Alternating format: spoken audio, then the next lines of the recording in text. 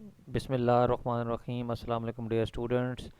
Today my lecture is on variational method. This subject of the variational calculus or variational method is similar to, it is parallel to the subject of maxima and minima or optimization in the ODE, ordinary calculus.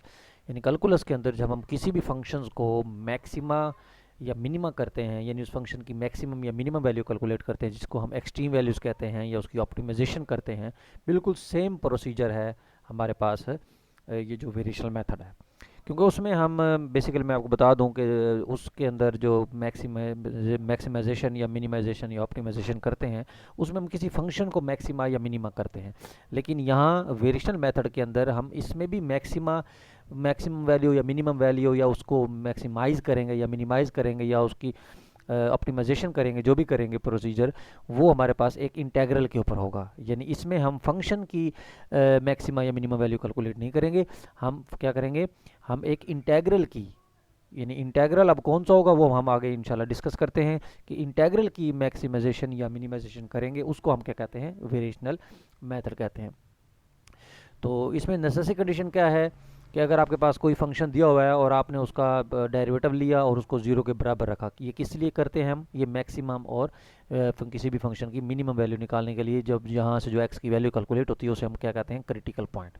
A critical point for f is any point c in the domain. Domain में, function की domain में कोई भी एक point है जिस पर function का पहला डेरिवेटिव ज़ीरो हो या उसका पहला डेरिवेटिव अनडिफाइंड हो, तो उस पॉइंट को, उस वैल्यू को हम क्या कहते हैं, क्रिटिकल वैल्यू कहते हैं।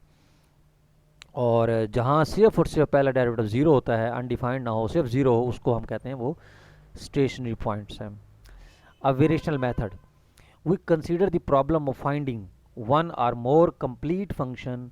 यानी हमने क्या करना है, एक या एक से ज़्यादा कंप्लीट फंक्शंस फाइंड करने हैं जो मैक्सिमाइज कर रहा है या मिनिमाइज कर रहा है किसको, इंटेग्रल को। यानी किसी भी इंटेग्रल को कोई फंक्शन मैक्सिमाइज करे या मिनिमाइज करे, the value of this integral depend upon these functions, उस फंक्शंस के ऊपर वो डिपेंड करता है। This type of problem must be solve by the differential different methods, यानी डिफरेंट मेथड से सॉल्व होता है ये प्रॉब्लम। And subject matter dealing with the solution of such problem is refer to as the variational method. The problems in which it is required to find one or more complete function, यानी ये एक ऐसा problem है जिसमें हमने क्या करना है, हमने एक फंक्शन फाइंड करना है या एक से ज़्यादा फंक्शन फाइंड करना है जो मैक्सिमाइज करेगा या मिनिमाइज करेगा किसको, इंटेग्रल को। The value of this integral is depend upon the function are called variational problem. ये जो चीज़ डेफिनेशन है यहाँ से लेकर द प्रॉब्लम्स इन विच, यहाँ से लेकर यहाँ तक, ये आपकी कंप्लीट डेफिनेशन है वेरिएशनल मेथड की।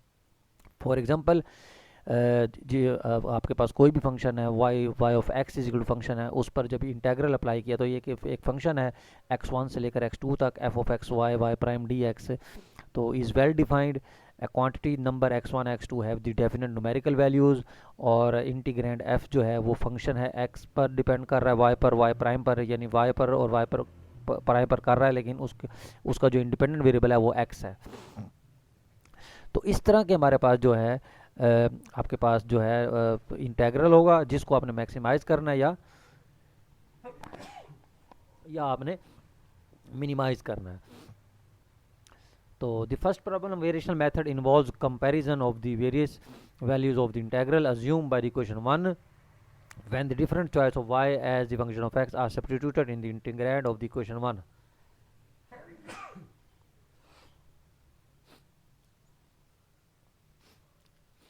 तो मतलब इसमें बेसिकली आपने सिर्फ यही चीज़ ध्यान में रखनी है जो मैंने आपको बताया है कि वेरिएशनल मेथड के अंदर आपने किसी भी इंटीग्रैंड को मैक्सिमाइज या मिनिमाइज करना है, और सिंपल जो हम फंक्शन को मैक्सिमाइजेशन मिनिमाइज करते हैं वो सिंपल फंक्शन को करते हैं।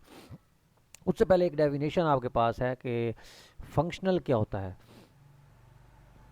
फंक्शनल जैसा कि आपके पास एक मैपिंग होती है, मैपिंग पे कोई कंडीशंस हमारे पास होती है कि इसकी जो डोमेन है और ये जो कोड डोमेन है, इसमें आपको इस पे कंडीशन लगानी पड़ती है कि ये कोई ग्रुप्स हैं या सब ग्रुप हैं या फील्ड है, यानी स्ट्रक्चर है ये एम और ये आर जो है।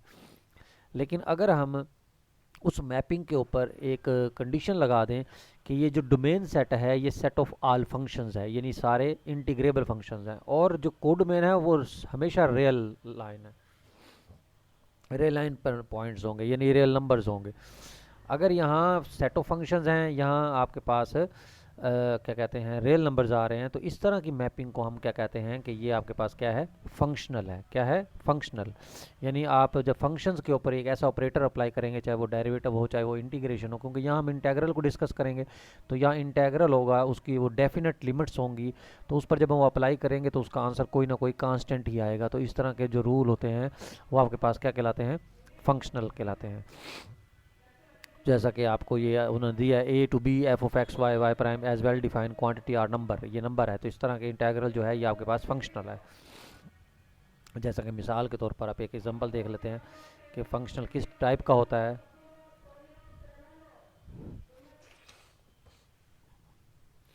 जैसा कि ये देखें, आपको लेट दिया उसने I of y x is equal to a to b y square plus y prime square d x, find the functional वगैरह, आपने फंक्शनल फाइंड करना है। When the y x is given below, यानी पार्ट्स दे दिए उसने कि वाई एक्स जो है वो ये आपको गिवन दिया हुआ है। अब देखें जैसे पहला पार्ट है, अब आपका फंक्शनल किस तरह दिया हुआ है, a to b y square और वाई प्राइम स्क्वायर। अब वाई आपका है एक्स, ए और बी लिमिट जो है वो है 0 to 1, यानी लिमिट तो हो जाएंगी 0 to 1। फंक्शन आपका एक्स है तो उसका जब वाई प्राइम लेंगे तो वो एक्स का डायरेक्ट 1 हो जाएगा। तो ये जब इसमें आई में पुट करेंगे तो ये हो जाएगा आई एक्स एक्स स्क्वायर वाई का स्क्वायर है प्लस वाई प्राइम का स्क्वायर, यानी 1 का स्क्वायर 1 आ गया, और D x limit from 0 to 1। X square की इंटीग्रेशन एक्स की 3/3, 1 की integration x limit from 0 to 1। तो फंडामेंटल थ्योरम जब लगाएंगे तो 1/3 प्लस 1 आएगा, 0 पुट करेंगे तो 0 आएगा, तो ये 4/3 आ गया। अब देखें 4/3 एक नंबर है, रियल नंबर है। इट मीन्स कि अगर ये रियल नंबर है तो आपका ये जो है ये जो आई है ये एक फंक्शनल हो गया, यानी आपने ये फंक्शनल फाइंड कर लिया। क्या फंक्शनल है, 4/3।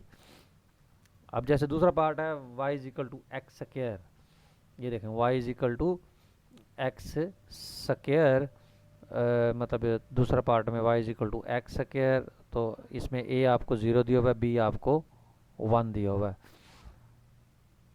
तो इसका डेरिवेटिव लिया तो 2x आ गया, i में पुट किया, लिमिट 0 to 1 है, y स्क्वायर x 4 हो गया और y प्राइम स्क्वायर यानी 2x का स्क्वायर 4x स्क्वायर हो गया, तो इस पर भी पुट किया, x 5/5 हो गया और इधर हो गया x 3/3 इंटू 4, तो ये लिमिट अप्लाई की 0 to 1, तो ये देखें इसका आंसर भी आपके पास 23/15 आ गया। तो ये भी रियल नंबर है, तो ये भी आपका ज़ाहिर बात है फंक्शनल है। इसी तरीके से जब तीसरा पार्ट करेंगे, देखें उसमें उसकी जो लिमिट दी हुई है वो उसने 0 to c दी हुई है, फंक्शन आपको दिया हुआ है एक्स वाई प्राइम लिया 1 आ गया, तो ये एक्स स्क्वायर प्लस 1 हो गया, लिमिट फ्रॉम 0 to c। तो जब इस तो उसी तरीके से जब इसको इंटीग्रेट किया तो ये c की 3/c 3 + c आ गया, तो ये एक नंबर है, तो वैल्यू ऑफ इंटेग्रल इसकी जो आपके पास कोई भी सी पुट करेंगे तो इसका देखें कोई ना कोई आंसर तो आएगा, कोई कांस्टेंट ही आएगा ना, तो इट मीन्स कि आपके पास ये भी फंक्शनल है।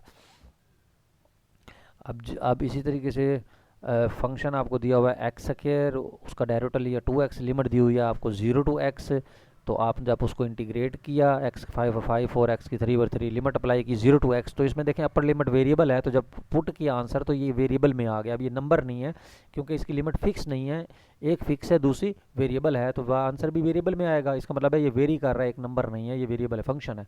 इट मीन्स अगर ये नॉट नंबर, अगर ये नंबर नहीं है तो आई एक्स स्क्वायर जो है ये फंक्शनल नहीं है। तो इस तरीके से आपने इसके क्वेश्चन जो है वो देख लेने हैं। Thank you very much.